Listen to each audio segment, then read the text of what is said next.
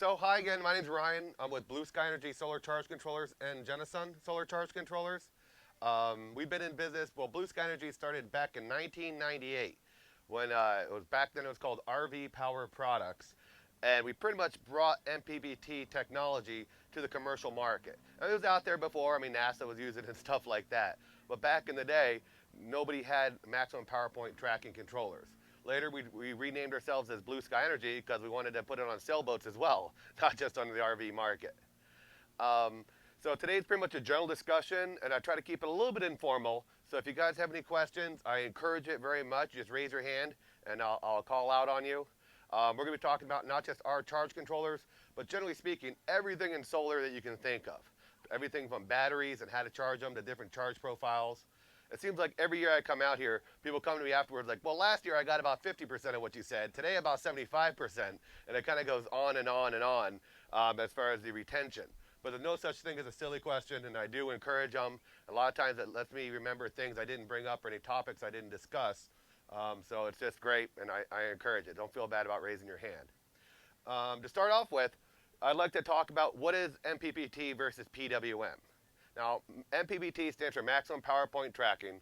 PWM stands for Pulse Width Modulation.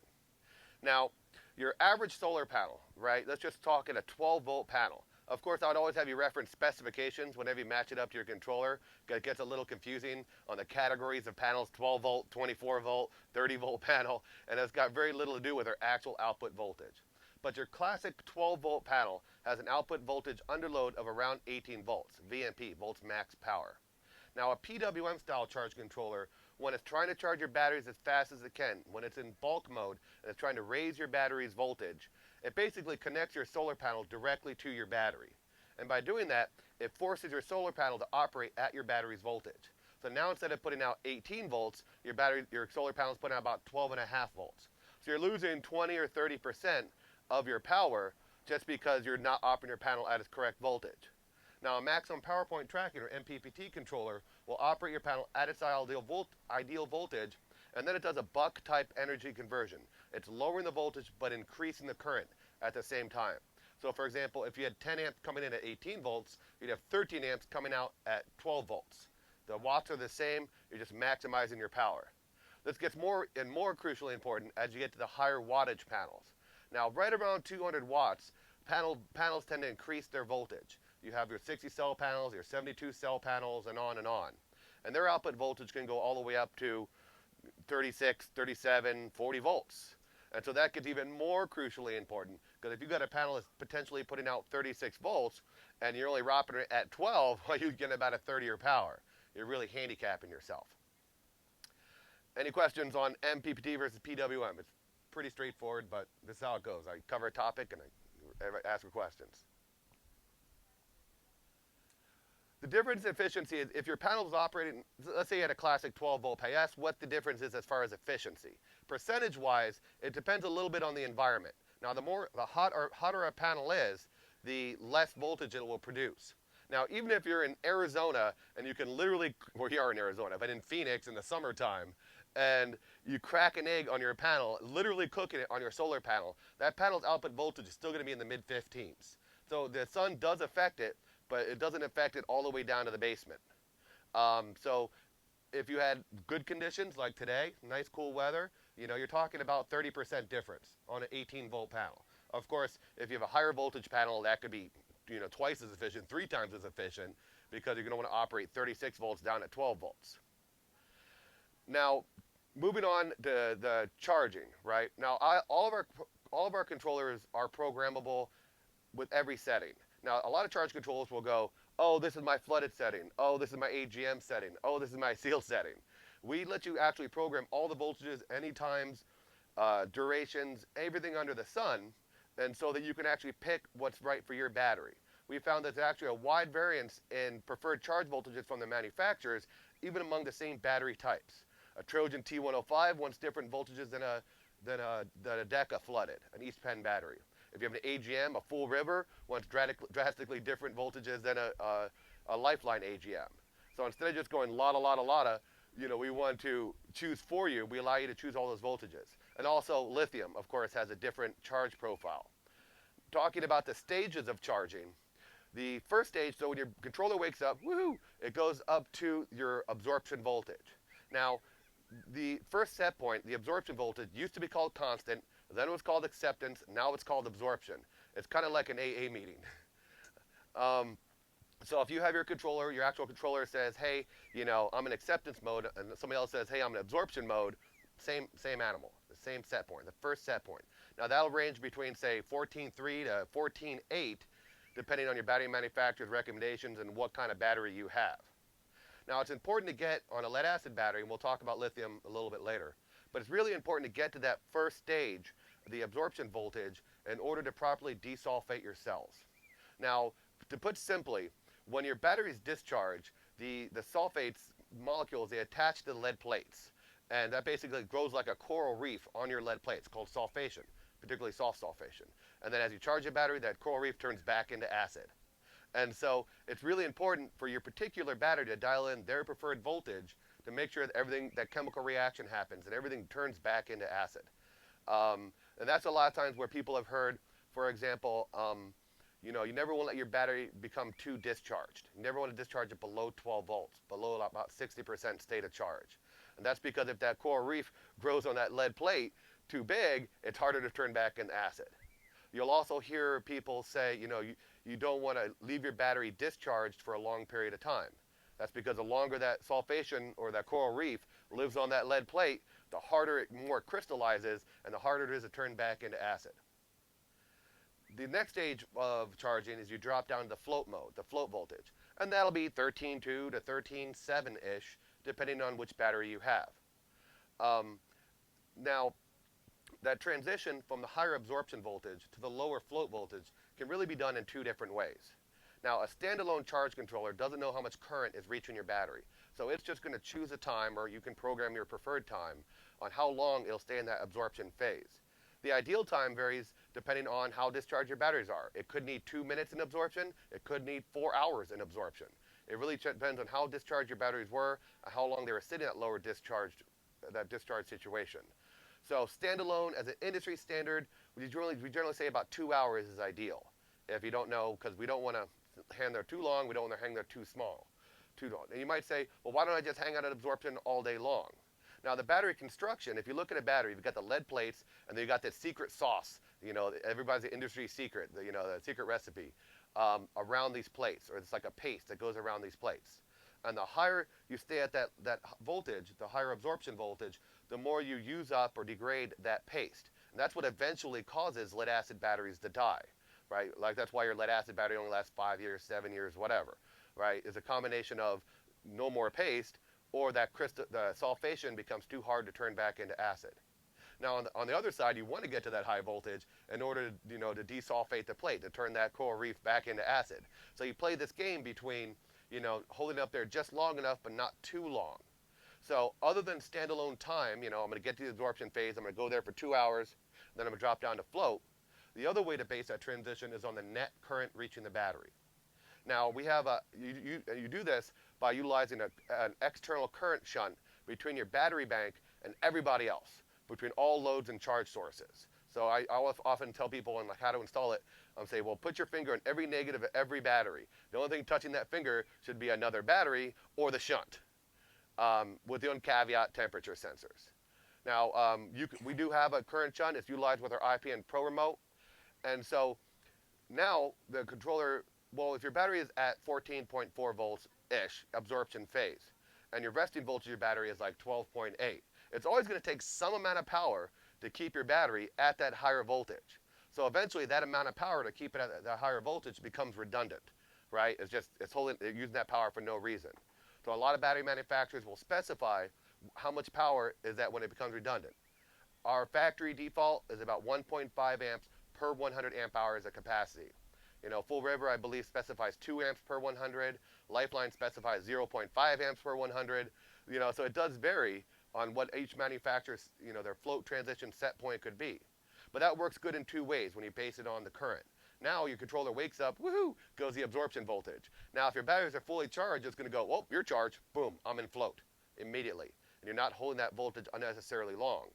Or reversely, if your batteries have been heavily discharged, or if you've got a lot of loads going on while holding that absorption voltage, it can hold it longer as needed, and that way it drops down to the float voltage when your batteries are actually perfectly fully charged. And this greatly increases your battery's longevity.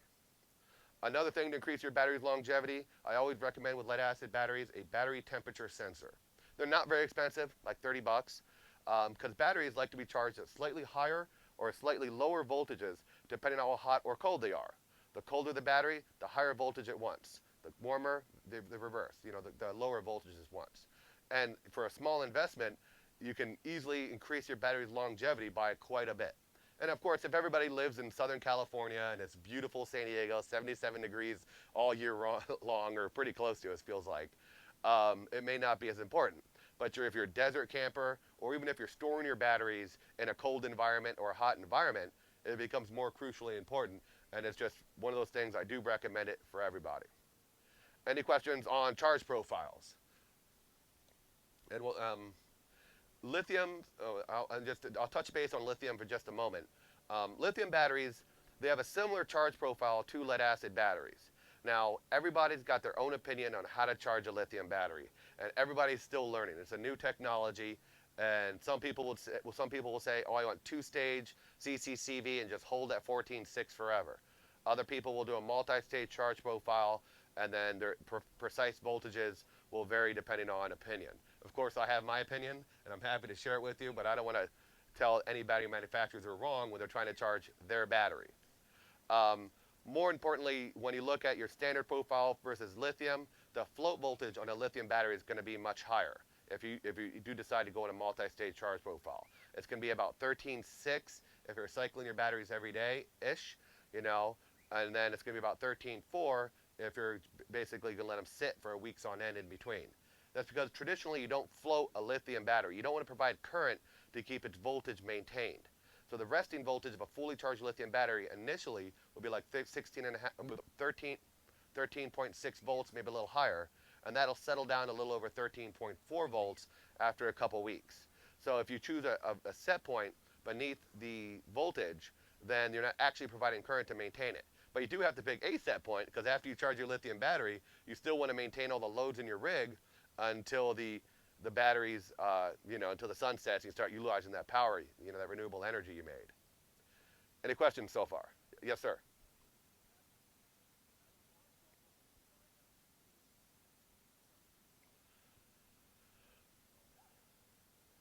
He asked, if I get a lithium battery at Battleborn, a Life Blue, there's Relion, there's several out there. The chemistry is the same between them.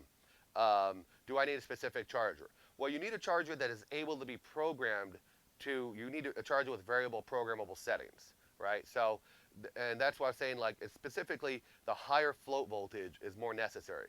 So if you have traditionally, you have a charger that floats a battery at 13.2, and you can't alter that, then at that stage, you're going to have a hard time because your battery is going to discharge quite a bit before your PV starts, taking up the load before the sun sets. So the charge voltage it ranges between 14.2 to 14.6 for a lithium iron phosphate battery. So it's really similar to most absorption voltages, but the float voltage is a lot more important.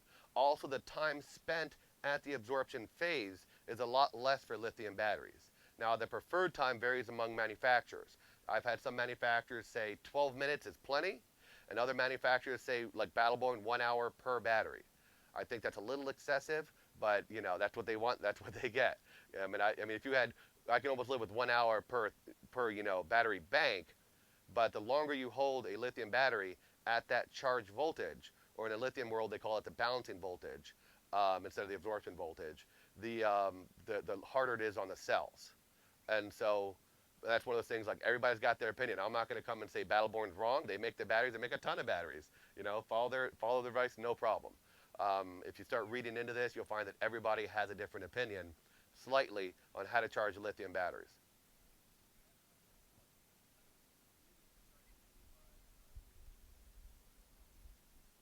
Well, I mean, yes, it's like any charger you buy is not suitable.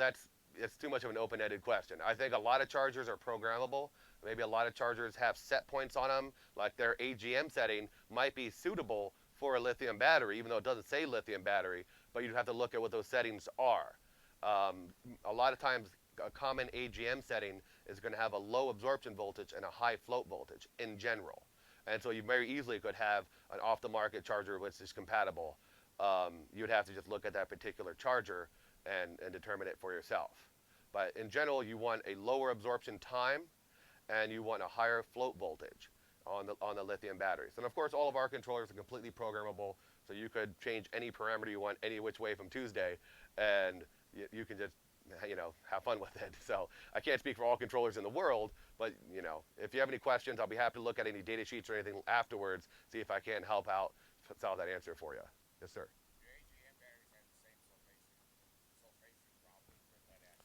Yes. He asked, do AGM batteries have the same sulfation as lead acids? Yes, AGM battery is a lead acid battery. The difference is instead of having the plates sitting in the juice just floating around there, they have like a sponge next to the plate. And that's why you can orient them in any direction, and they don't tend to lose water. They're all sealed environment. Now talking a little bit about equalizing batteries, right? Because we're still in the charge profile discussion here. Now, equalizing a battery is when you bring it up to a deliberately higher voltage in order to aggressively desulfate those plates. Now, that equalization voltage could range from 15.2 to Trojan's T105's astounding 16.2 volts. Woo! I haven't talked to Trojan personally. I'm like, really? They're like, yep. I'm like, okay, no problem. So of course every battery manufacturer can have a different equalization voltage, and of course you can program it on our controllers, and then very often you can pick it. Now often they say, how often should I equalize my batteries? Now same thing, when you equalize your batteries, you are using some of that secret sauce from your plates, but you're also keeping the sulfation off the plates, so you're going like this. As a rule of thumb, as an industry standard, you pretty much say you equalize for 2 hours every 30 days if you're actively cycling your batteries. So if you're out here and you're using your batteries every day, they say about 2 hours every month is ideal. If you're a weekend warrior, of course it depends on how much you use your batteries, but you might do it quarterly or biannually for a couple hours. Now a lot of people say, can I equalize an AGM? And that's the initial answer is like, no, you can't equalize an AGM. And I'm not telling anybody to go equalize their AGM. Don't take me to the bank on this one, right? The principles of equalizing and actively, aggressively desulfating your batteries does still apply to AGMs, but with a sealed battery, there's no place for the steam to go if you get them too hot. So they can bloat and it can ruin the battery. Some battery manufacturers like Lifeline do give specifications because they actually have a little vent in their battery for reconditioning them. And they'll say, okay, you don't normally have to do it, but if you do, your batteries were severely discharged or they haven't been charged in a long period of time, fully charged in a long period of time, it can be beneficial. And they say you can go, 15.5 volts for up to 6 hours. Now, personally, when I have people, do lifelines, I say I'd rather you do like a half an hour a day for 2 weeks or 1 hour a day for 6 days versus 6 hours in a day. Because if your battery accumulates that heat and you lose those electrolytes, that water out of the batteries, there's no way to get it back in there, unlike lead acid batteries. One other benefit of equalizing a lead acid battery is when they gurgle, you're mixing the acid and the water within the battery. Because the acid is heavier than the water, it tends to settle, and then you get what's called stratification of your plates. So in essence, the coral reef is only growing at the bottom and not the top, and again, that makes it harder for you to use all that potential energy and to get it turned back into acid later on. Any questions? Yes, sir.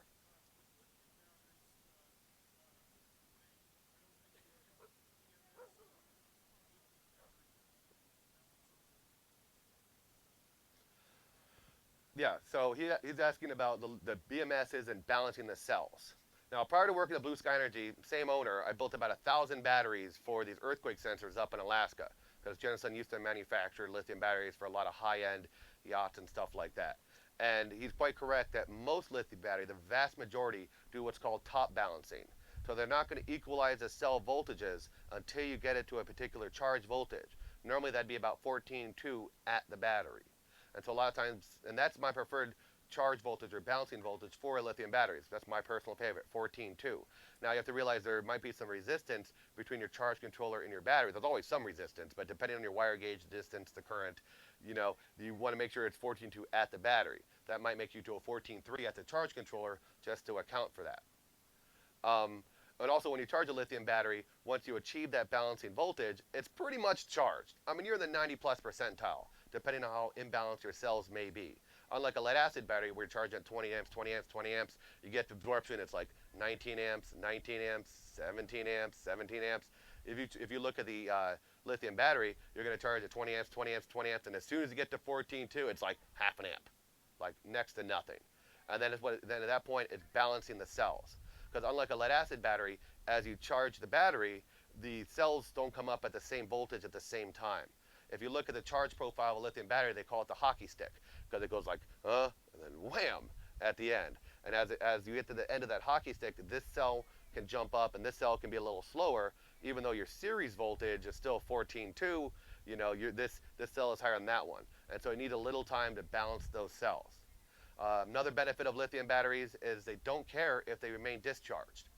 In fact, if you store your lithium battery for long term, the book says you should discharge it about 30 to 40% and leave it in a discharged state for that long period of time. You don't want to fully charge your lithium battery and then stash it, for the summer or the winter, depending on, what season you have. You want to discharge it a little bit. I've got a lithium battery from the project I did. It's about 5 years old. It's still sitting in my closet, brand new. It's only charged 30%. In fact, when you ship a lithium battery, that's only the legal state of charge you're allowed to ship them at. It's about 30% in order to, obey all the laws and stuff like that.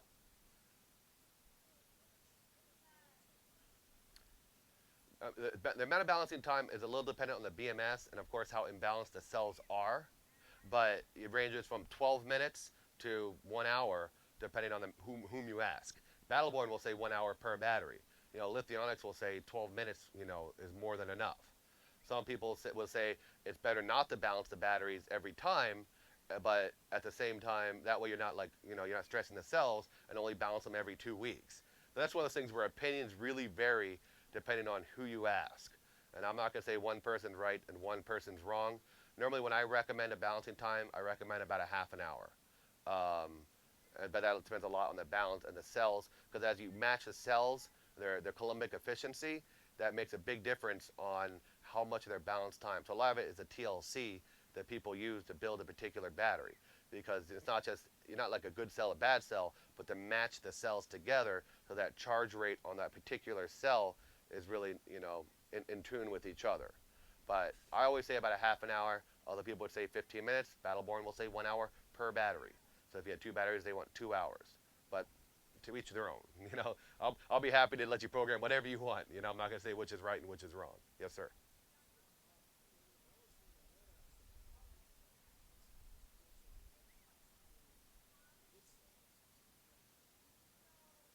What? Yeah.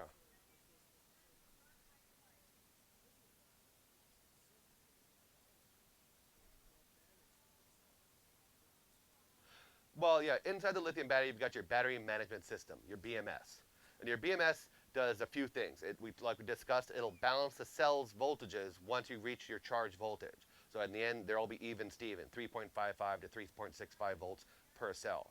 The other things a lithium battery management system can do, or has to do, is it makes sure your lithium battery doesn't get discharged below a certain point. If you look at the discharge curve on a lithium battery, it's like hockey stick, really stable, I'm off, hockey stick, and it just falls off the map.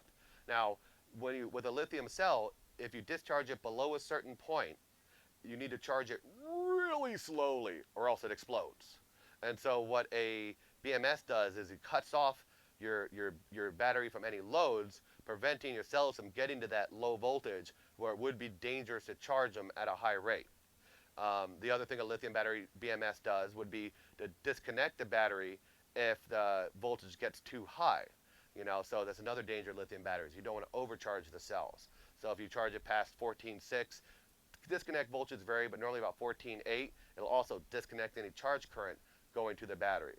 Also, a good BMS is also going to monitor the temperature of the individual cells, because you don't want to get Coulombic runaway. If a lithium battery cell shorts, for lack of a better term, it's going to start generating a ton of heat, and it can get dangerous. So most lithium batteries will also have temperature sensors on each individual cell, just for protection purposes.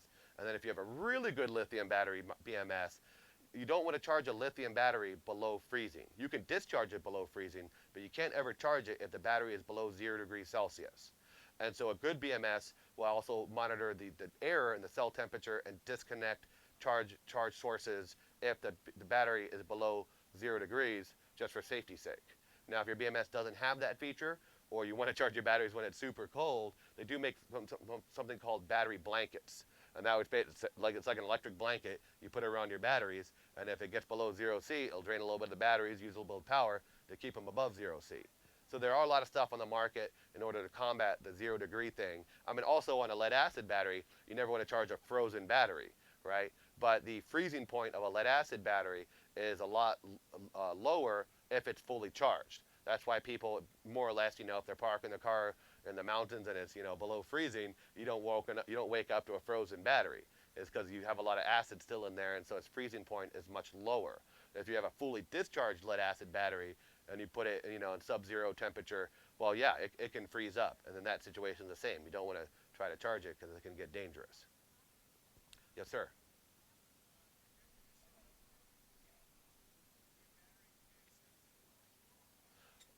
It's a good question. He's asking the chemistries of the lithium batteries. Now, just about all the large capacity batteries, right, are lithium iron phosphate, or LiFePO4, LiFePO4, right? And that's going to be common. So any of these like Battleborns or Relion, they're always going to be lithium iron phosphates. The other chemistry is lithium cobalt slash lithium manganese or lithium polymer. So the kind of lithium technology you have in your phone, or for most of the electric bikes or those scooter thingy dingies and all that, those are lithium ion, Li-ion, which is referring to the category of the 18650 cells, the Sanyo 18650 cells mostly, and they look like a little double A's, and they stack a bunch together, and they don't get as many charge cycles, nearly as many charge cycles, and they're also a little more dangerous. Those are the ones that can catch on fire. You could take a LiFePO4, lithium iron phosphate, and you could toss it in the campfire. It's not going to burn, right? It's not going to stink. It's make a mess, but it's not going to cause this big fire. It's not the same with lithium Li-ion, lithium manganese, lithium cobalt, lithium polymer. Those have a lot of potential energy, and they're not as safe. So really, unless you're talking about an electric scooter, electric bike, or something like that, you can just assume it's a LiFePO4. Anything over 20 amp hours is pretty much guaranteed to be a lithium iron phosphate and not the Li-ion. But there's a lot of confusion out there. I've seen a lot of people describe lithium iron phosphate as Li-ion and vice versa. And so you want to make sure you know what you're getting. But I wouldn't be too concerned about getting the wrong one, because unless you're getting something off eBay or Alibaba, you're not, any reputable site is going to, steer you the right way. But you do want LiFePO4, LiFePO4, lithium iron phosphate, definitely. Any questions? Woohoo! All right. And I'll do a little bit more lithium batteries here and move on, because I also want to cover a lot of the troubleshooting. For Blue Sky Energy and Genasun, I do product support, which means all day, every day, people call me with problems. So I do want to cover some of those items before we get going, because I want to make sure if your system's not working right, you can always help troubleshoot. Of course, always happy to call me. One more thing I'll talk about lithium batteries is the capacity.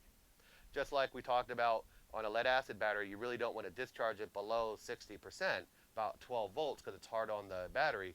That means if you have a 100 amp hour battery, you really have about 60 amp hours effective that you can use out of that 100 amp hour battery, if you can only discharge it 60%. And the lithium batteries, you can use about 80 to 90% of its capacity. That means if you have two batteries, they're both 100 amp hours, the lead acid, you got 60 to work with, and the lithium, you got 80 or 90 to work with. So the effective amp hours, the amp hours you can use. So it's just something to take into consideration. I know everybody's getting really excited about the lithium market, and so are we. And if you're counting how many amp hours you have now and how many amp hours you want in equivalent as lithium, keep that in mind. Also, lithium batteries are a little more efficient when you charge them. When you charge a battery, it always takes some power to make that chemical reaction happen. It's called the Puchertz factor. So when you charge a lead acid battery, you pretty much keeps about 9.5, 9.4 amps for every 10 amps you give it. It's got about a 92, 94% charge efficiency. And lithium batteries are more like 99%. So you are going to get about 7% more power into your lithium battery just because there's a lot less resistance to make the chemical reaction happen within it. Another thing, so you, for example, I have X number of watts of solar. That's going to be more efficient when charging your lithium battery because there's less resistance within the battery to you know, to make that chemical reaction happen. Also with a lithium battery, if you have a lithium battery system and you don't have a battery monitor, like our IPN Pro remote with the current shunt, I really do recommend them because I spoke a little earlier about how stable the lithium battery's voltages are, and you really don't get any warning when your battery's going to cut off on you. It's gonna be like, 12.8, 12.8, 12.8, 12.8, I'm off. Unlike a lead acid battery, you can see, oh, my batteries are getting down to 12.2. Maybe I should turn on the Jenny. So you really want a battery monitor that's going to take into account all, like our IPN Pro remote display, that monitors all that current going in and out. So now you have actual state of charge information based on amp hours. Out of 200 amp hours, I have about 190 left. I'm 96% charged. That becomes a lot more important when you have a lithium battery as compared to a lead acid battery.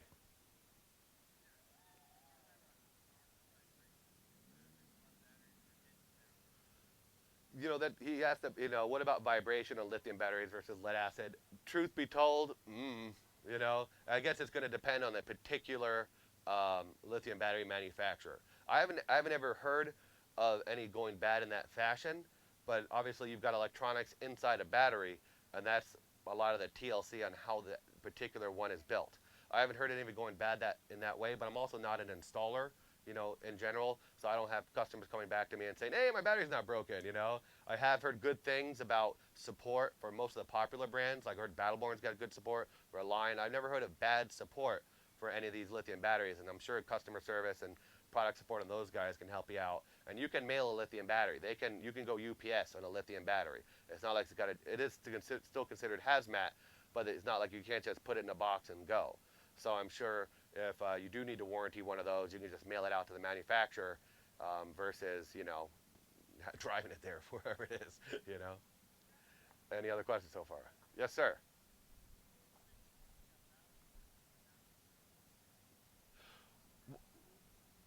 Well, I mean, I don't want to speak one brand versus another, right? You can discharge a battery until it cuts out. Now, I can say I have experimented with the Battleborn battery, the Dragonfly version of the Battleborn, and I basically, I put a 5 amp load on it. I put my watt meter on it. This is for an African project we were doing, putting solar in Africa. Woo! But we wanted to test the capacity and more specifically the voltages of the battery. So we wanted to keep, if we wanted to have a disconnect voltage, we wanted to save a few amp hours for standby power. So I cycled the Dragonfly version of Battleborns several times, and sure enough, 100 amp hours out before it cut off every single time. Of course, that's going to be a little dependent on your loads as far as the voltage sag. If you have a 20 amp load on a battery, its voltage is going to be lower than if you have a 5 amp load on a battery, just because of the pressure. When you're drawing battery, its inherent pressure is going to be low. So the battery is basing its cutoff point on voltage. Yeah, you might not get 100 amp hours if you're drawing 50 amps of it, but on a modest load, I can say at least on the Dragonfly Battleborn, it was 100, it was 100, it was 100 when it cut off. I found that at a 5 amp load, their disconnect voltages didn't quite agree with what I was observing as far as the state of charge left. And so we played with it a few more times, and I'll be happy if you need to know like a LVD cutoff switch for the Dragonfly. I'll be happy to forward you what I discovered on my personal testing versus that. But that, again, that could have just been a load difference. They might have had a 1 amp load on their battery, and that would affect the cutoff voltage versus the capacity or with the state of charge of the battery where it was left. But it was consistent, and I did get 100 amp hours out of it every single time before it turned off. So I was impressed for that. Any questions? Yes, sir.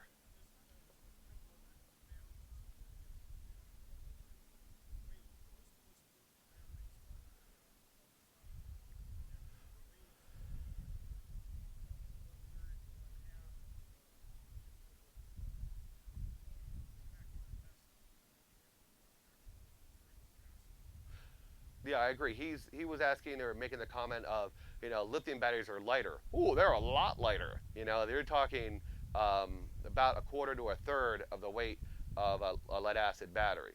So I completely agree with that. And also they have higher energy density.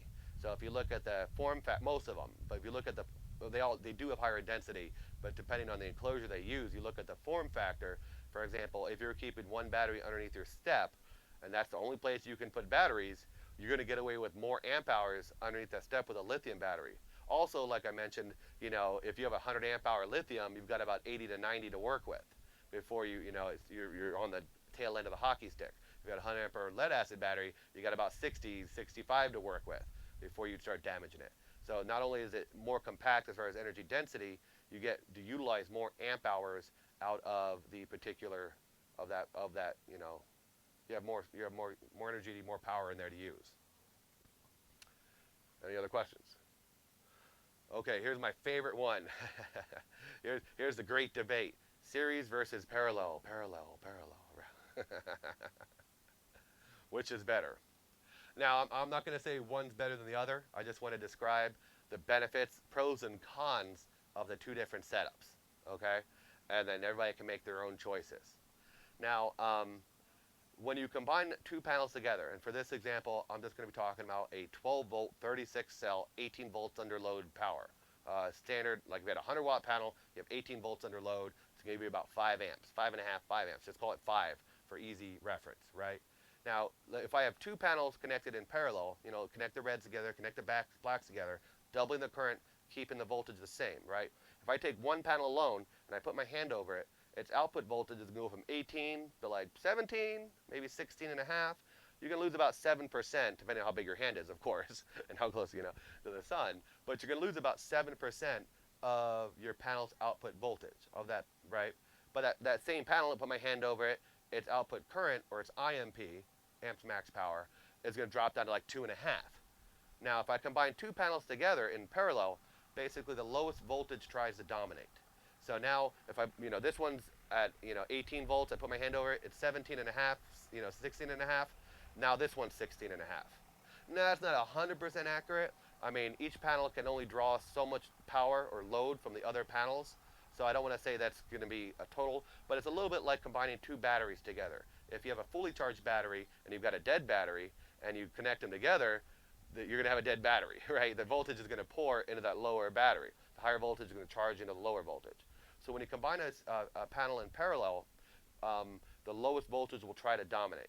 So for example, as far as voltage goes, this panel, its current still dropped to 2.5, but since its voltage dropped to 16.5 and lost 7%, I'm only losing about 7% of this other panel.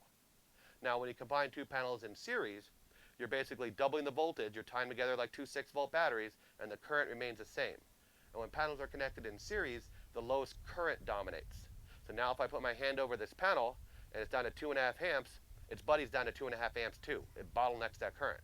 So now in series, instead of losing 7% of my power, right, I'm losing 50% of my power.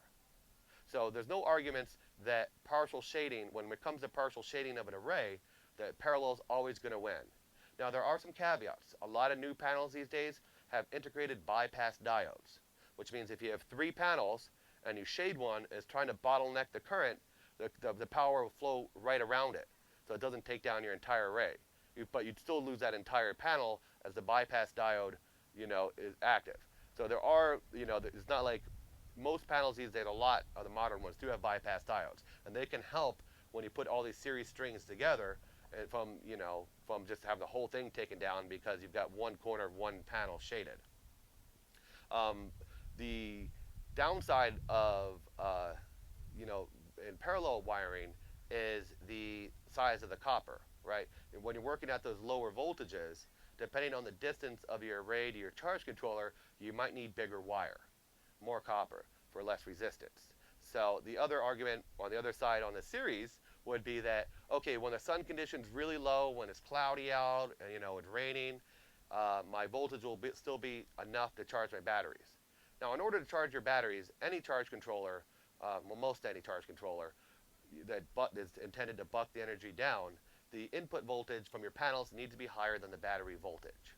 And so if it's really, really rainy out, 2 panels combined in series, they can have a higher input voltage to your charge controller, and you'll still be charging.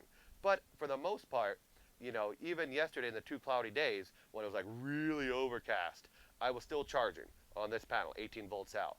The sun angle doesn't really affect the output voltage or the sun in general, like partial shading, sun angle, cloudy weather, you're going to find that your standard panel is still going to output above battery voltage. And it's one of those trade-offs. Would you rather have partial shading when something casts a shadow, drag down the array, or do you want to try to, double up your power and have, on a really crappy conditions, still be charging at like 1 amp? I'm talking really crappy situations. You'd have to be really, really bad weather for a standard 12-volt panel not be able to charge a 12-volt battery, like really bad. And it really depends on the environment you're camping. If you're out here and you've got a flat roof, nothing on it, and you're just camping in the desert all day, well, a series might, there's no real, downside against it. If you're like camping in national parks and such, and you might have a little tree, or your panels are kind of located next to a vent that you think might cast a shadow on it, well, then parallel might be better. So those are the basic differences, series versus parallel.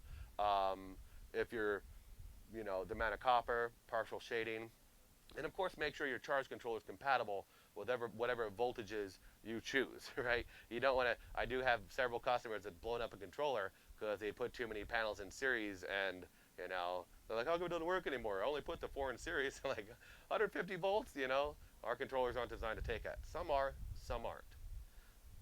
Any questions or comments on the great debate? Huh? Okay. Yes, sir.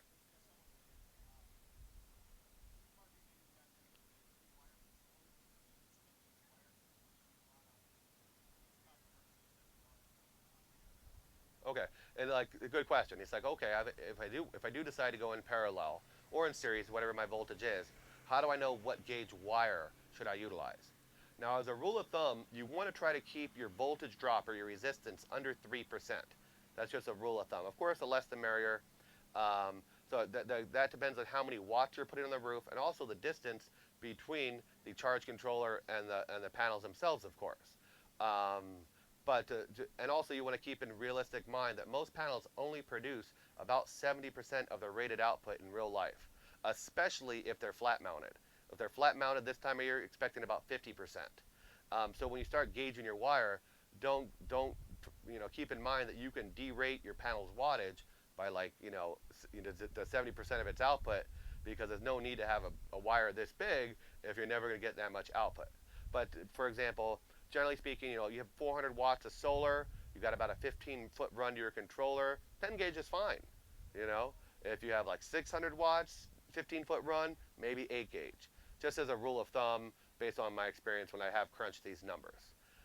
It's not that 10 gauge is going to burn up on you, but you're going to lose some efficiency, because the voltage at the controller is going to be less than it could be. So you lose some efficiency and resistance in the wire, but it never becomes a danger. Yes, sir.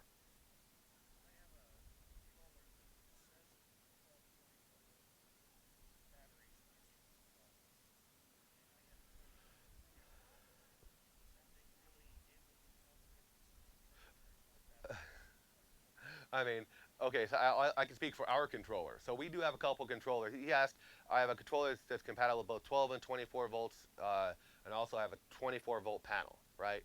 Now, like we mentioned before, in order to charge your batteries, the input voltage has to be higher than the battery voltage. So your classic 24-volt battery, 24-volt panel will have an output voltage of about 36 volts under load, VMP. It's on a 72-cell panel. You want to stay away from using the 60-cell panels because they have an output voltage rated at about 30 volts, but sun angle, panel temperature, stuff like that, you can start dragging that down in the 29s and 28s, and so your 60-cell panels may not be sufficient to charge a 24-volt panel. They technically call those 20-volt panels, but I've seen them called 24-volt panels. I'm always like, look at the specifications, right? Don't look at the category.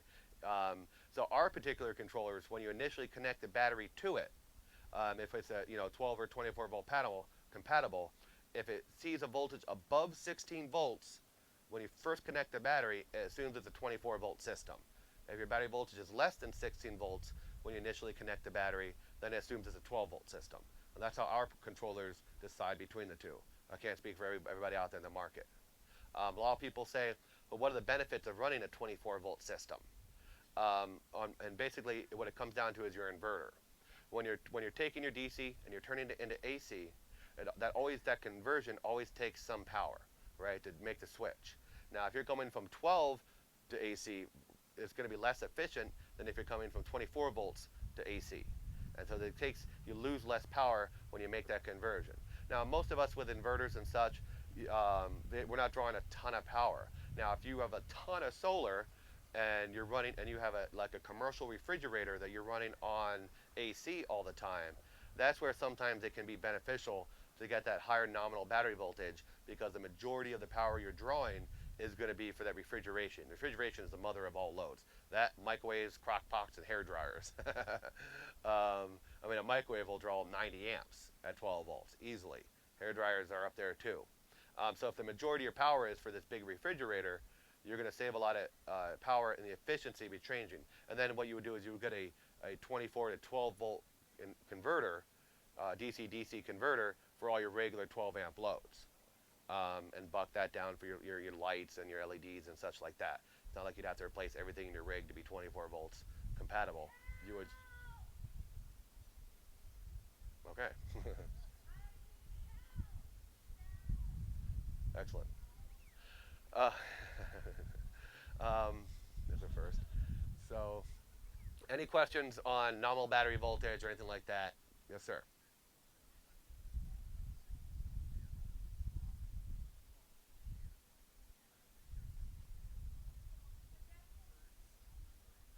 Well, there's no, I mean, a watt's a watt, right? And I'll talk a little bit like monocrystalline versus polycrystalline panels in a moment, but a watt's a watt. So if you have, a 100 watt 60 cell panel, or it's maybe like 200, right?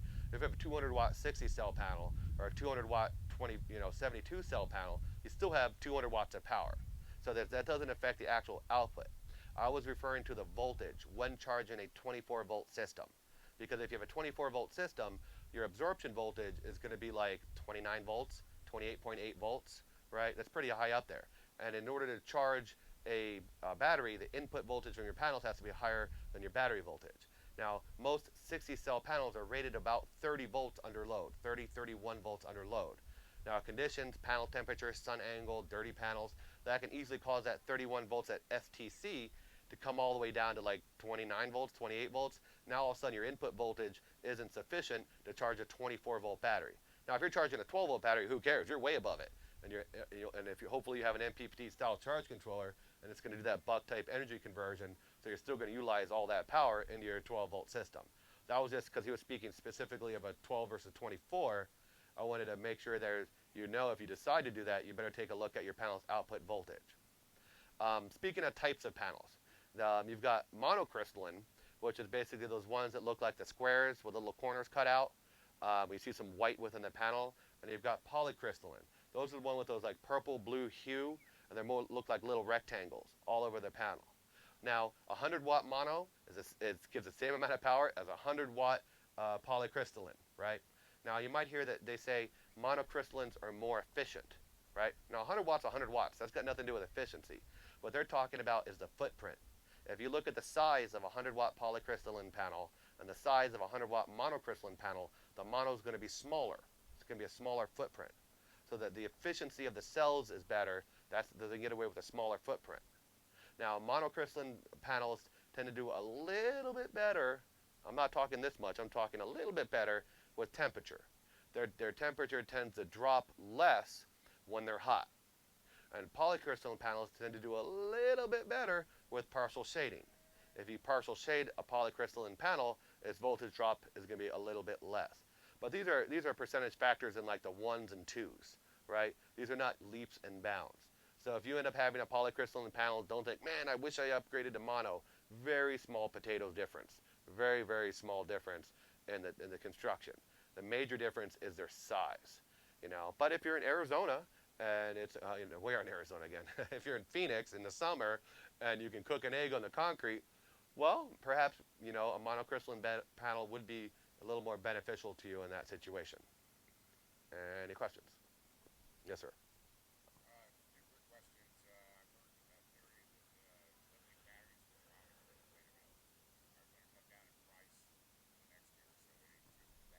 Uh,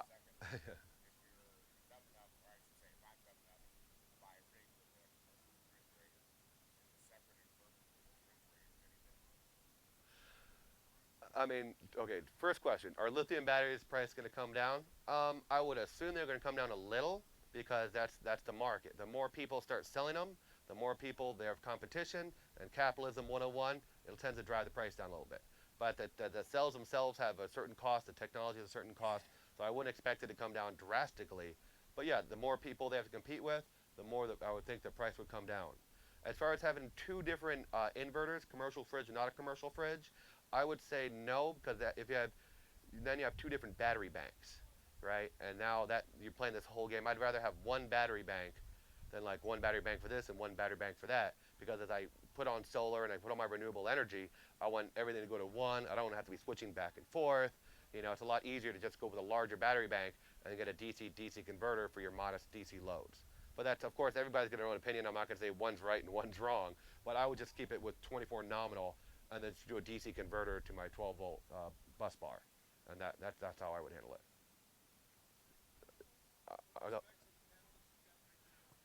This is just a 100 watt, 12 volt HQST panel. Uh, that's a monocrystalline. If you could see white, it's a mono. And that's, I mean, I just got that on Amazon, Amazon Prime, $100, buck a watt. You know, there's a lot of good panels out there, and you don't have to spend leaps and bounds. And I get mine from Amazon because a lot of the cost of solar panels these days is the shipping. And if you're a Prime member, woo, it just shows up. Well, yeah, one second.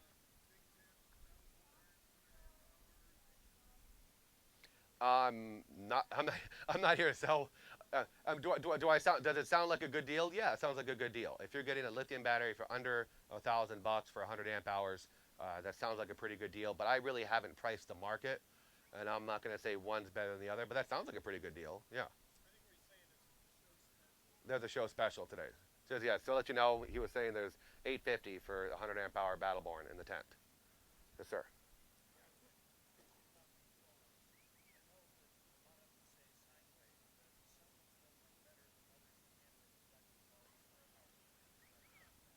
What?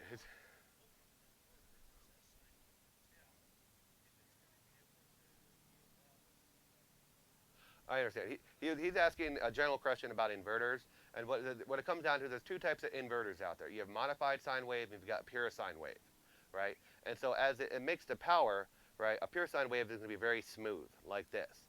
And the modified sine is more choppy, boom, boom, boom, boom, boom, boom. In general, you always want pure sine wave. The only thing modified sine wave is good for is like power tools, like a rotary, a rotary tool, because that's just a simple motor. All your electronics are going to do better with pure sine wave. And in general, unless you're like got a food truck and the only thing you're running is your compressor on your refrigerator, pure sine wave. That's just one of those for sure. You're not going to want that to bite you in the rump in the next.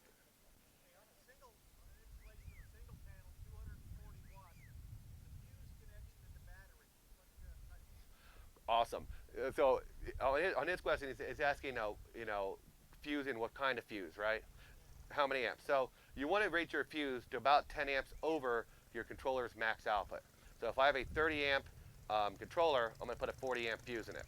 Now, and that's more, especially if you're using like a DC breaker, like a Blue Seed, DC breaker, you don't want to run those at their max. Now, if something tragic goes wrong, you get water on your controller, wire shorts or something like that, your batteries has hundreds and hundreds of amps available, right? So really, that's there for short circuit protection. It's not going to have a hard time blowing should something drastic happen, up the line from it.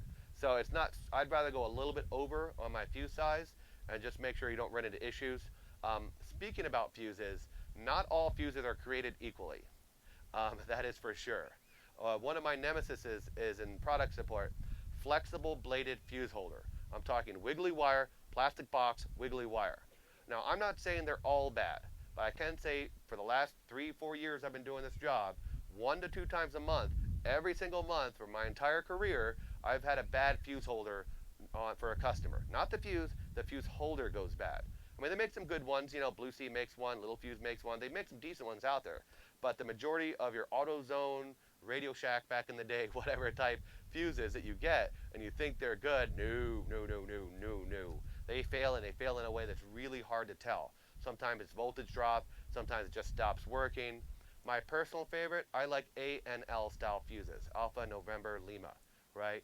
You can get them. They range in quality from you can spend $40 for a fuse and a fuse holder, or you can spend $12 for a fuse and a fuse holder. But it's a fuse that goes in and it tightens down. There's a bolt on either side of the fuse. There's nothing to wiggle loose. There's nothing to go bad. You have an eyelet terminal and a bolt, and that's my preferred style fuse. They don't go bad. They don't wiggle loose in time.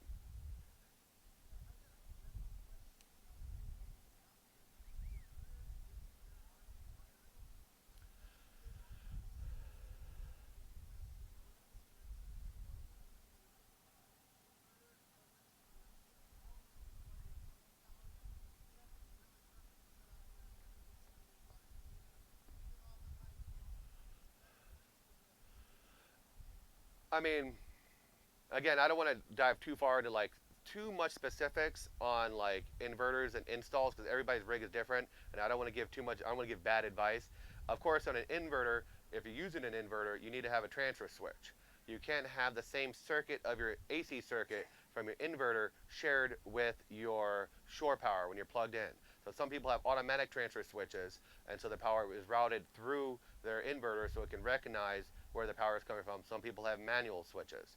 So, I mean, if possible, I'd have you draw it out for me, and I'd answer that question after the show.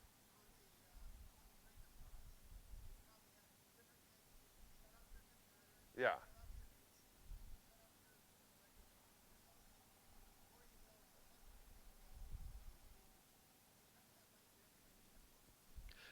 kind of. Again, as far, that's very specific. He's asking some specific questions as far as I'm not an inverter expert. Of course, I'm an installer as well, and I'd love to like draw it out because I like to give good advice on that. But I'm afraid I'm gonna have to see it written down because it's a little bit of pressure, and I don't quite understand your concept. I understand. I think I do, but I don't want to speak such a specific situation. Happy to talk to you afterwards. I'd love to. Okay, moving on to do you need a fuse on your in? Oh, yes, ma'am.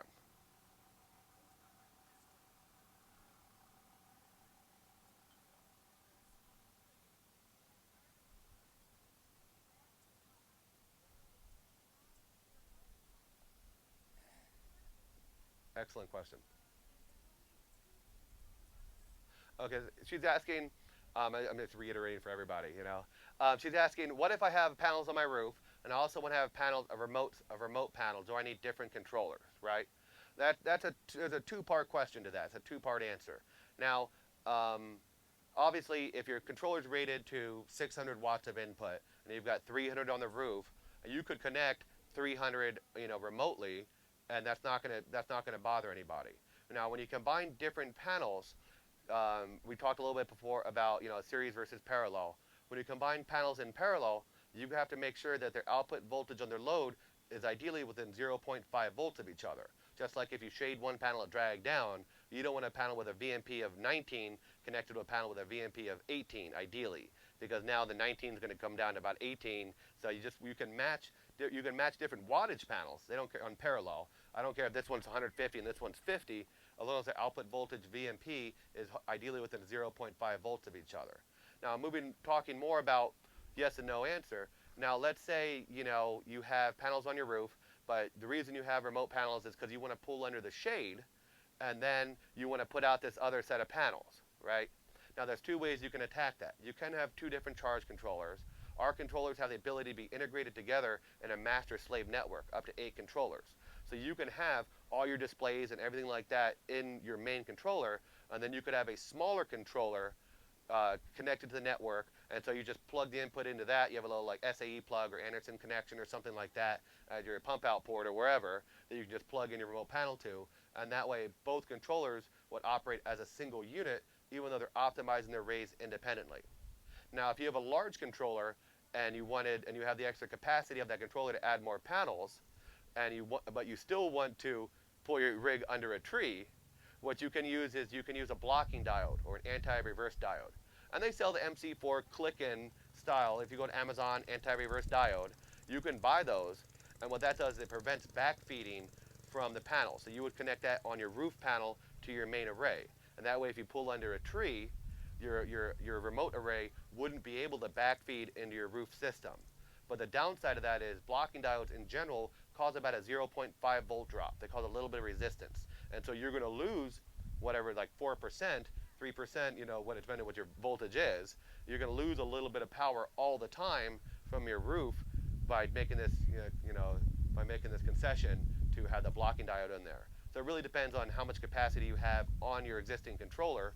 And ideally, I'd rather you, get if you have our controllers, get a slave and tie it into the network. And that way, when you're looking at your state of charge and your batteries and the output, all those displays are going to reflect the gross output of all the controllers in the network, even though they're optimizing each array independently.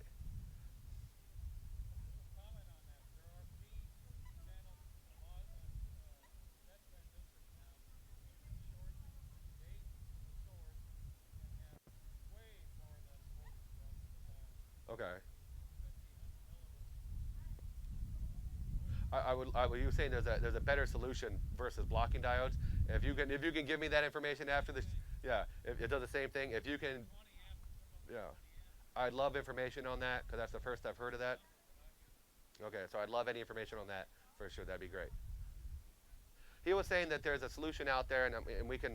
I don't want to go into too much detail because I don't understand. He can explain it better than us, better than me because I don't quite understand it. But he said there is solutions out there that will substitute blocking diodes, and they won't cause that half a volt drop inherently.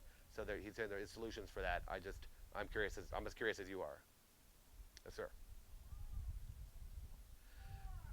No, they don't. A lot of solar panels these days, he's asking, I thought all solar panels have blocking diodes. That's a lot of solar panels internally will have bypass diodes.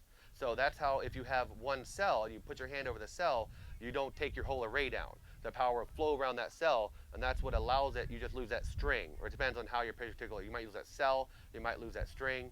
For example, military panels, they have one blocking diode per cell.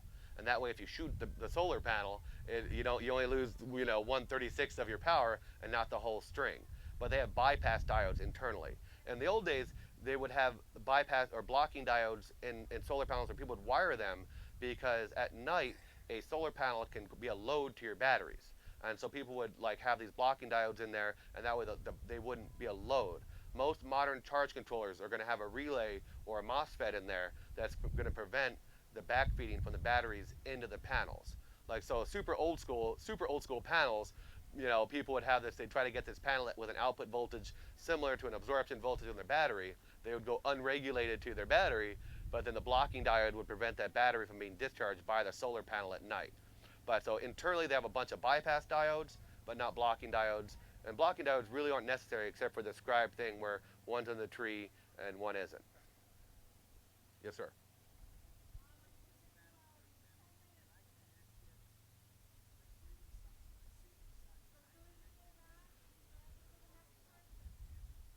Yeah, so order a connection, right?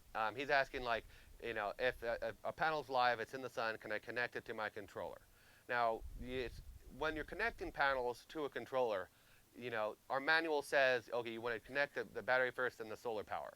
The order connection really doesn't matter when you're first connecting it. So when you're connecting it, battery first, solar first, I don't care.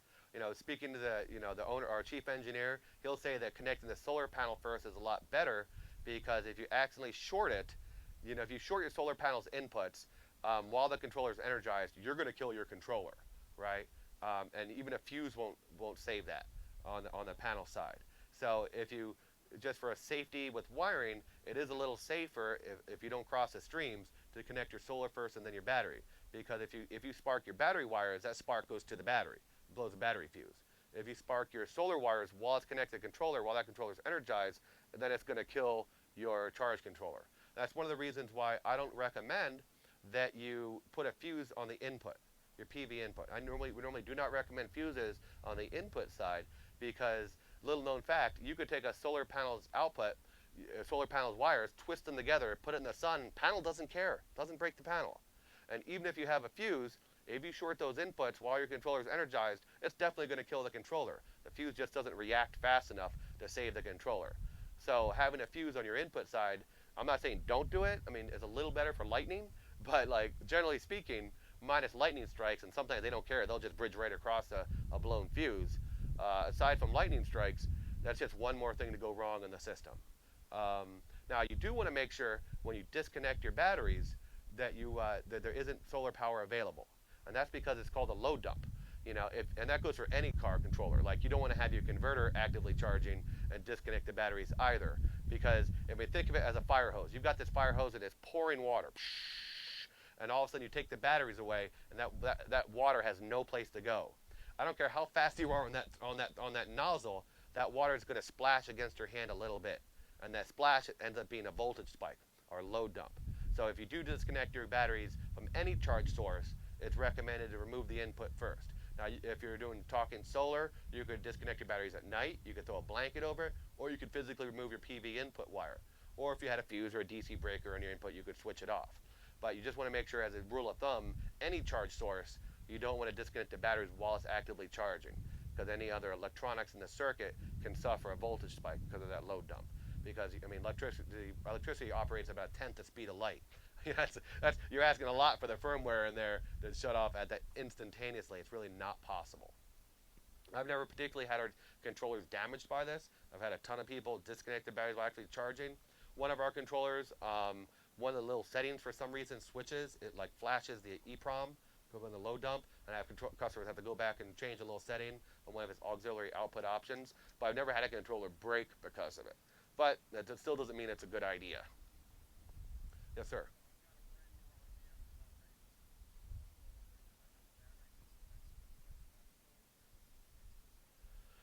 If you plan on removing your batteries, I mean, right. He's asking, do I disconnect the battery when it's in, he's asking, well, how do I keep this load dump from occurring, right? And so, yeah, you could have a DC breaker on your PV input, and that way you can switch off your solar, if you're, assuming you're putting it in storage in the daytime. Of course, you could put your storage at night, and just, as long as you flip the battery disconnect switch when the sun's down, I don't care, controller's not actively charging. But if you're trying to put it in storage, during the daytime, your solar's actively charging, and that would be beneficial. That's a much easier way to handle it. And it's not hard. DC breakers are really cheap. They're not really cheap, but like 30 bucks, for a 30 amp breaker, 25 amp breaker. And I'd recommend Blue Sea, not Blue Sky, but Blue Sea, because they just make ridiculous good stuff. One second. Switch is fine too. Okay, switch. A lot of times I say DC breaker because I even forget that switch is an option. But again, if you buy a switch, buy a good switch. Don't buy the cheap Radio Shack switch. Get a marine grade switch, and also keep in mind that your switch has to be rated to the voltage, the appropriate voltage. A lot of switches are only rated to 32 volts because they're automotive style, and you want to make sure that your switch is rated to whatever your a little bit above whatever your panel's open circuit voltage. Because not all switches, if you had a standard 12 volt panel, sure. But if you've got a 72 cell panel coming in at 44 volts open circuit, your standard automotive switch won't be rated to it. You got to make sure you get a high voltage switch. One second. Yep, all back there. Yeah. 1 second. I'll get you next. There, you can see him behind him. Yes, sir. Yeah, go. 86.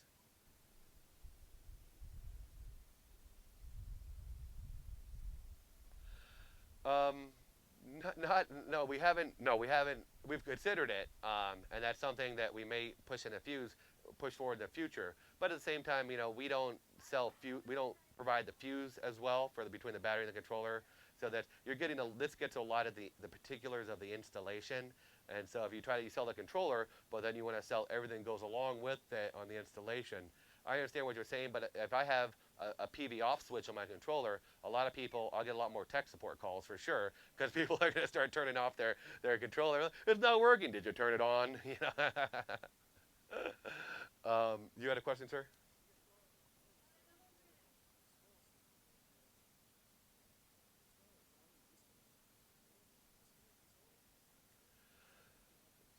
Oh, yeah, exactly. So he's asking how should my solar be wired? If I have a battery disconnect switch, should my solar be wired directly to my battery, or it should be disconnected on the disconnect side of the switch? Now, that's a two-part question. That's a kind of a double-edged sword on that one. Now, a lead acid battery has a monthly self-discharge rate of about 12%. Okay, AGMs are about 2 or 3%. Lithium batteries almost zero, less than 1%. So if you've got a lead acid battery and you disconnect it, those batteries, while just sitting there, are going to discharge. And as they discharge, they're going to sulfate. The longer that sulfation lives on the batteries, the harder it turns back into acid. Like, that's the downside. So on one hand, it's like, yeah, man, you really want to have your solar charge controller, charging your batteries all the time. Now, all of our controllers are programmable. If you're in storage mode, I would recommend, and you have a standalone controller, not with the shunt, so it basically, I don't want you to hang out at absorption for 2 hours all day, every day with a fully charged battery. And so if you have a standalone controller and you're putting your rig away for the summer or the winter, depending on where you live, a lot of times recommend a different charge profile for storage mode. Because all our controllers are so programmable, what you can do is you can tell the controller to hold the float voltage forever, but every now and then, every 2 weeks or 3 weeks, go to the absorption voltage for a couple hours, just to make sure those batteries stay completely desulfated. And that's just a bunch of settings, and that's a really easy thing to do. Back in the old days, they used to think that if you keep your battery at 13.2 forever, then it's going to last forever. Woo! I'm floating it forever. That's perfect, right? But then you might have heard the expression, you should exercise your batteries every now and then. You might have heard that. Like, every now and then, if you keep your batteries stored, you should exercise them. It's not so much that you want to exercise them. What they're saying is you want to trick your charger into going to the absorption voltage every now and then to keep them desulfated. So that's not so much, you don't need to charge and discharge them, but you do want to get them into that 14.5 zone every now and then, even when they've been maintained at 13 volts forever, just to make sure they stay perfectly clean. Now, in any setup, I would always recommend in this kind of situation, or any rig, I like the battery disconnect switches, but I also like low voltage disconnects, LVDs, right? Now, for example, I had somebody in the marine application, and they got a boat down in the Bahamas. And they called me up like, Ryan, I love your products. We've had them forever. Every year I leave my boat in the Bahamas. We leave a couple fans and bilges on just to keep the air circulating. And we've been doing this for like 12 years. Came back to my boat. My controller had failed, and now I lost all my batteries. I lost $2,000 in batteries or more, right? And my response, of course, like, man, that sucks. Is like, well, why didn't you have a low voltage disconnect, an LVD? A low voltage disconnect goes between your battery bank and everything else.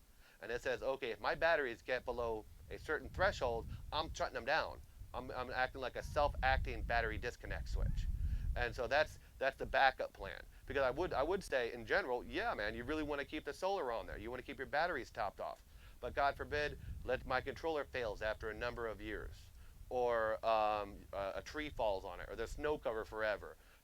My controller is going to have a little bit of a parasitic draw, not much, but a little, in standby mode. And I'd hate if something goes wrong for that to be the thing that tanks your batteries.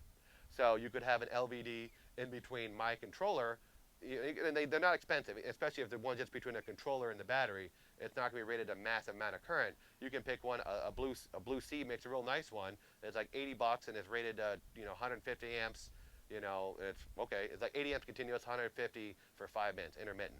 And that's just one way you could solve that problem. Because I want to keep your batteries topped off, but it's the same thing as having a computer and all your precious information on it and nothing backed up anywhere.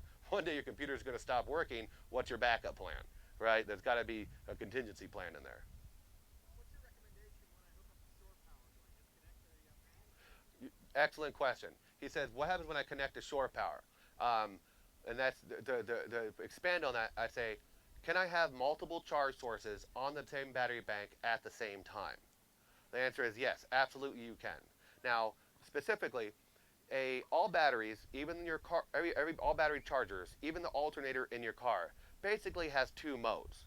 It'll either provide constant current, bulk mode. It'll give everything it's got trying to raise your battery's voltage, or it'll provide constant voltage, CVs. That's what you see like CCCV, constant current, constant voltage. Constant voltage is where you're providing enough current to maintain a voltage. Now let's say, for example, and you'll get it in a second, okay? Let's say, for example, you have 20 amps of solar available. Okay, your controller wakes up, and your car wakes up, whatever, and it brings it up to 14.4 volts, the absorption voltage. And later in life, now it's only taking like 5 amps, even though 20 is available, it's only taking about 5 amps to maintain that voltage. Now, if you put a load on the system, let's call it a 5 amp load, that load's going to try to make the voltage fall. So the controller's going to say, oh, voltage is falling, I'm going to turn up my output. Now it's putting out 10 amps, 5 to the battery, 5 to the loads. And then you say you take away that load. Now the voltage tries to increase, because it's only the only battery only needs 5 amps, so it turns down its output. So it's providing enough current to maintain a voltage. Now, if you have multiple charge sources, basically the highest voltage wins. Let's say, for example, your Magnum inverter is floating at 13.1 volts, and our controller wakes up in the morning. Now, when it first wakes up, both our controller and the Magnum is going to be trying to do 100% to raise the battery's voltage to 13.1. Once the battery gets to 13.2, the Magnum inverter is going to have 0 amps out because it's just trying to maintain 13.1. It says if the voltage is higher than 13.1, I turn down my output. Lower, I turn up my output. It's providing constant voltage at a set point. So if our set point's higher, our controller is going to keep on going. So if you look at like charge profiles, with multiple charge sources, the highest voltage is going to attempt to dominate the charge, the charge cycle, or with the voltage of where it's at. It may not have enough current to get there. You do need a minimum amount of current to charge batteries. The rule of thumb is about 3 amps per 100 amp hours of capacity to make the chemical reaction happen within the lead acid batteries. So I've had situations, for example, somebody has a 400 amp hour battery bank and they're trying to bring up a Trojan T105 to 16.7, but they only have like 10 amps available, and they're like, or 8 amps available, and they're getting the 15s, but they're not getting all the way to the 16 too, because they just don't have enough power to make that happen. Also, I've had situations, speaking a little bit about trying to get to the equalization voltage. I've had customers that did have enough power, they're punching out 30 amps, and they're like, Ryan, these 3 old Trojans, I finally went to go equalize them, because he told me it was a good idea, and they've been cooking for like 3 days, and I just can't get them above 15.7 or 15.8. I'm like, well, set your equalization to 15.7. Your batteries became sulfated, and they're just refusing to get that higher voltage. Not the end of the world.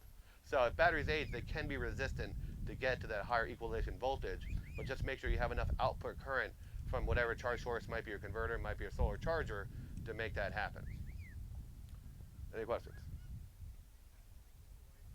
Well, no. So for example, you would leave it, yes, because there's no reason not to. The only reason I would say you might want to disconnect your solar would be if you have a standalone controller and you're not able to program it into a storage mode charge profile, because you don't want to maintain on a fully charged battery that absorption voltage for 2 hours every day, all day, if you can help it. On any of our controllers, you can just change the settings. But if whatever controller you have, you can't do that, and you don't have a shunt so it can base that transition to float on the current, I don't want you to use up that special sauce, that paste, on those lead plates unnecessarily. So most converters are going to be multi-stage, and they'll just hold the float voltage forever. But if you do have solar and you're not able to adjust the profile, then that solar is going to override that float voltage and hold that higher voltage, perhaps unnecessarily so, depending on, if you're fully charged or not. So that's like the one caveat. So if you've got a set of panels sitting underground, and outboard some solar, and you put your battery in, this kind of sun, and I'm leaving, you're saying unhook the panels, then unhook the battery, and put your controller in. Yeah, I would. Yes, well, ideally, yes, I would say. Yeah, he's asking like the order of disconnect. Since your remote panel is a charge source, right? Now, like I said, it depends on the controller, right? Now, our controllers usually are not damaged by this, right? And it's just as a rule of thumb, it would be better. You could take your panel and turn it around away from the sun, and then disconnect it. I mean, that's probably the easier solution than like trying to disconnect your panels from the controller. You could just turn your panels away from the sun. That way they're not producing any current. That way when you disconnect your charge controller from your battery, there's no load dump associated with it. Same thing goes. Yes, sir. I got 200-watt, two 100-watt panels, and I was inquiring about using an MPPT controller, and I was told that what I would gain probably wouldn't be worth the extra price of the controller. Okay, he's asking, and I'm just reiterating so everybody can hear. He's asking, I have a 200 watt, remote panel. It's got a PWM style charge controller on it, right? And he was told by an associate, a friend, that the price of the controller doesn't justify the extra energy. Now, you get about 20 to 30%, we'll call it 25%, just for a nice nominal average, right, of extra power from their solar panels, from a classic 12-volt panel with an MPPT controller. So if you have a 200-watt setup, then you're talking about, 50 watts here, right? 50 of the 200 watts is what you'd gain. Now, also, you're going to want to derate that because, like I said, most panels don't produce, 100% of their SCC rated wattage, which is why a lot of panels will give you NOCT, normal operating cell temperature, PTC, PVUSA, or NM, the newest one is NMOT, nominal module operating temperature specs, more like a real life expectation. So you would guess, oh, I would say 50 watts, but I'd say realistically, that's probably more like 40 watts in the real world, maybe 35, because I want to give realistic expectations. So 35 watts divided by, 12 and a half volts, you're talking about 3 amps, right? Now that it depends on how much a difference that means to you. 3 amps for especially the remote panel is going to be tilted, so you're going to probably get about 7 hours a day. That's about 21 amp hours in a day. So it really depends, and that's not insignificant amount of power, especially you add it up over time and time. So I mean, if you have a 100 amp hour battery, and you're going to getting 21 more amp hours into it, then that's a fifth of your battery state of charge by increasing in your charge, improving your charge controller. If you have a 400 amp hour battery, 21 amp hours may not be significant to you, but that's how that math works out. You take you average about 25% more power with the MPPT controllers on your classic 12 volt panel, and you figure, okay, that's your wattage. Take a realistic D rating for real life conditions, divided by battery voltage, and Bob's your uncle. That's so in general, I love power. Especially with the foldable kits, they're super expensive, and we do have very simple, not very expensive charge controllers that'll go for 200 watts. A lot of the Genasun, I have data sheets for it, I didn't bring them out right here, but all the Genasun controllers in this community are super, super preferred because they are RF silent. Silent. Completely. And so if you guys look at the Genasun controllers, I know like even Kristen will tell you, she's got a 3024. I do have a lot of giveaways. I have a lot of ferrite connectors because one of my solar installers really never put them in, but for FCC. So just as a thanks, you guys showing up after the show. If you need some ferrite connectors, they'll take down any noise. Feel free. I'll give them out. No big deal. But the Genasun controllers are renowned in the community as far as just being completely RF quiet, like as quiet as anything has ever been invented. So people go out in remote applications. You want your little battery, and you want you put your antenna and sit in the field and not have any noise. It just doesn't happen. The Genasun controllers in the RV market aren't that popular because right now the largest one is rated to about 150 watts of input, which is fine for maintaining a little battery, but it's not as popular when we get these larger solar arrays and people want a 40 amp controller, 25 amp controller, all these massive controllers. Yes, sir. What do you think of the panels that's got the controller mounted right into them? Is that very efficient? I don't. He's asking, is it efficient to have the controller mounted at the panel? I mean, it really doesn't make a huge difference. Between the controller and the panel, it's about 18 volts. Between the controller and the battery, it's about 13 volts. Not a huge difference. Of course, 18 volts is going to suffer less resistance than 12. Not a huge difference, but if you are able to have your controller network together with your existing system, we talked about a little earlier, that's always going to be a better idea because A, it's going to be MPPT, B, it'll make that transition with the current shunt if you have an IPN Pro, and all the charge cycles will happen together. But I don't think it's a huge difference. You can also use, for example, our 1524 charge controller is rated 200 watts of input when charging 12 volts nominal, but it's got a 46 volt input. So you might, in that situation, you might be better off using a 1524 networked into your system, and then you can come in, you could take your two little panels, but combine them in series. Now you're rocking, 36 volts to your thing, and you can run, I did the math on it, was like you could run 80 feet with 10 gauge wire and still have your volt drop under 3%. So that's one way you can attack your remote panel situation, and I won't get too much into our product specifics. If you're interested in that, of course, I'm always available to help. Yes, sir. What about taking two of those panels with the controllers on them and tying them into your battery? Good deal or not good deal? I mean, the more solar, he's asking, what about two remote panels into my battery? With controllers. Well, controls, yeah, but he's asking with two different controllers, two different remote panels into my battery bank. That kind of falls in the same discussion of multiple charge sources on the same battery bank.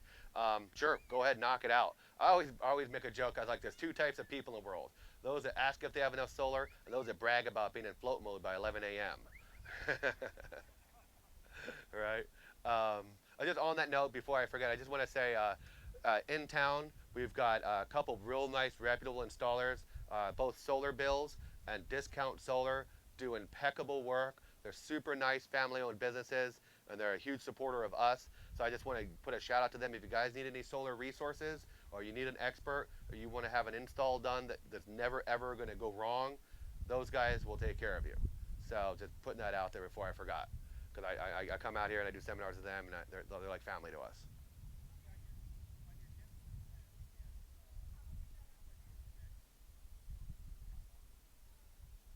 Are you talking about? He's asking the GB10. What is it rated to as far as the input, right? So basically, on if you provide if when it's rated to 140 watts, right? But then again, that's 140 watts actually working, equating to 10 amps out. So you can derate a panel like a 150-watt panel is not going to give you 140 watts. It's going to give you like 110-ish, right? But if you provide excess current to the GV10, the controller goes into current limited mode, and it operates slightly above its mechanical ability level. And factory default, that's designed as a safety feature and isn't designed for prolonged use. We do have the capability of doing a custom firmware. We do so we make the current limited mode operate just below its maximum output. So it'll be outputting like 9.5 amps maximum. But in that situation, you could put conjillion watts on it. I don't care. It's still going to put out 9.5 amps no matter what you do.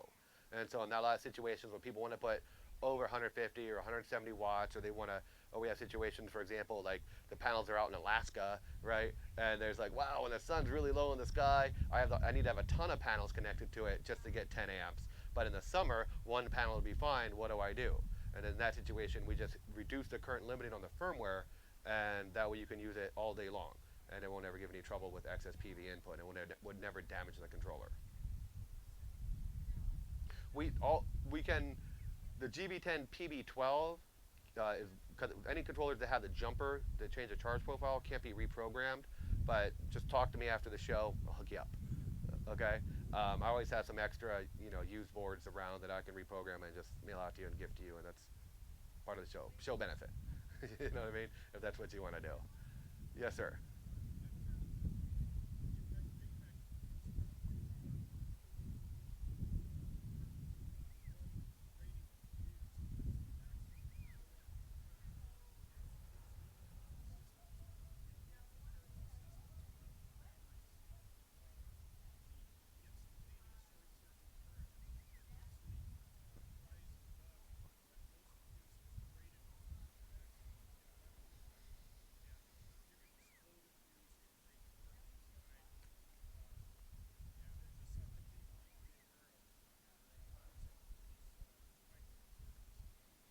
Yeah, and so he just made a comment on, you know, make sure you get the right fuse for the job, right? I mean, like, if you get even like my recommended A&L style fuses, the one that Renogy sells, the cheap ones, they're not that very expensive, but you get like the Blue Sea one, that's a whole lot better. That's not gonna, if you blow it, it doesn't explode.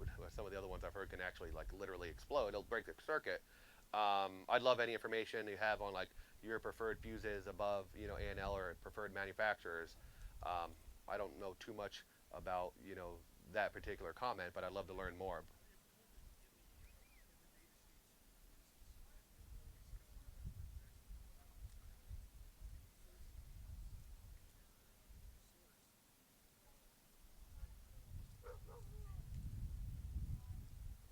Okay.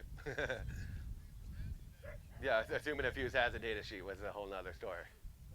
Yeah, yeah, yeah. Good quality fuse holders are always best. Now, talking about that, I also wanted to cover a little bit about I promise, like troubleshooting. Now, obviously, fuse holders is an issue, right?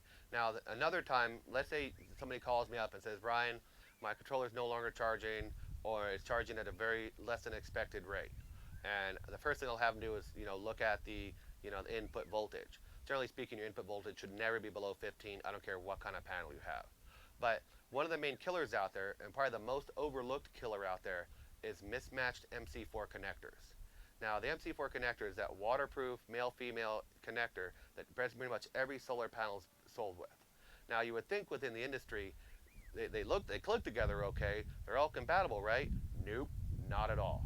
They don't really do studies on motorhomes, on mohos as I call them. They don't really do studies on motorhomes, but they do studies on residential panels. And 95%, that's a huge number. 95% of residential panel failures are due to mismatched MC4 connectors. I can give you the link. It's from RV Magazine, right? RV Power Magazine. That's 95%. Because you would think they'd all be compatible, but there's no third-party regulatory, guidelines on making these MC4 connectors. So the tolerances as they mate, specifically the innards mate, the materials they use as they mate, are specific between manufacturers. And so every panel just about in the world, when you buy it, comes with MC4s attached. I've never seen one come with a little baggie with its mating pair, right? That means the vast majority of panels out there have mismatched MC4 connectors. So I always like to say, okay, if you're going to use MC4s, buy some nice ones, and then put them on and connect, do the male and the female. They're not hard to do. It's a little kit. You can connect both sides. If you use MC4 combiners, like the Y combiners, the 4-to-1, 3-to-1 combiners, so you put them all in parallel. Okay, if you're brand X combiner, buy brand X, male and females to go with it. And that way you're within the same manufacturer, and that's going to save a lot of trouble because they fail in a way that's so difficult to troubleshoot down the line. So difficult to troubleshoot. Basically what you do with troubleshoot it is you're looking at the voltage and the current. Mostly the current is what determines you the most. So for example, you check the short circuit current with the wires disconnected. Never test your IS. Oh, we got a timber. Thank you. Sorry. Awesome. Thanks for your help, guys.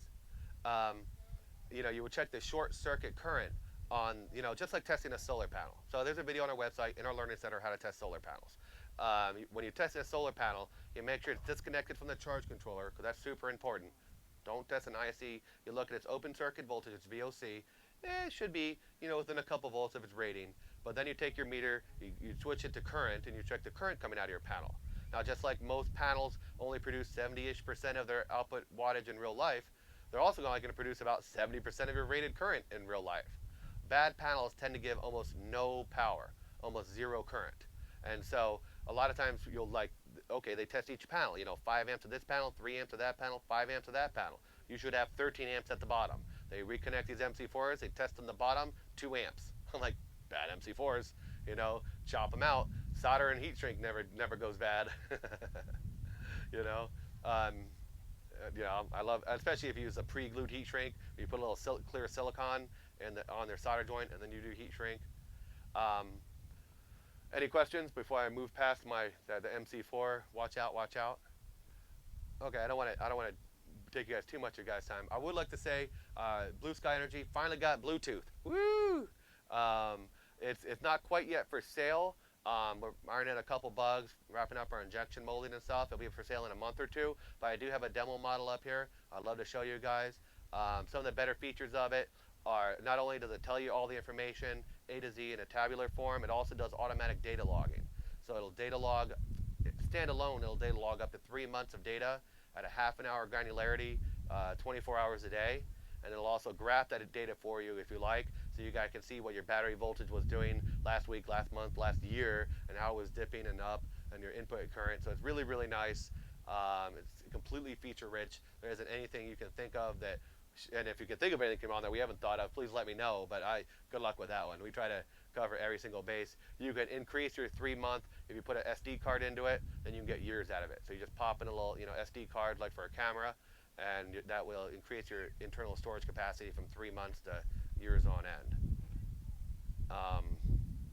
Any questions? I don't think I missed anything. Yes, sir.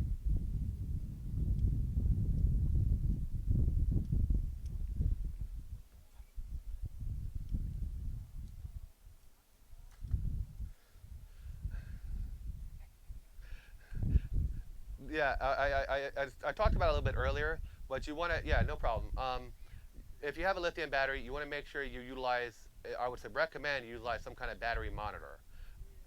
And you can just disconnect those if you like. Just pop them off the top and roll them in. Everybody give him a hand. No, but I'll be happy to show you. I have an example of a current shunt over here.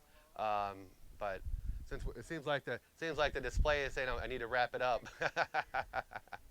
I'm not going anywhere. If you guys have any further questions, I'd very much like to answer them. But you can kind of do it in person. I just want to say thank you so much for having us. It's been great. And I have those ferrite suppressors for you guys. So come by here and I'll give you some. No big deal.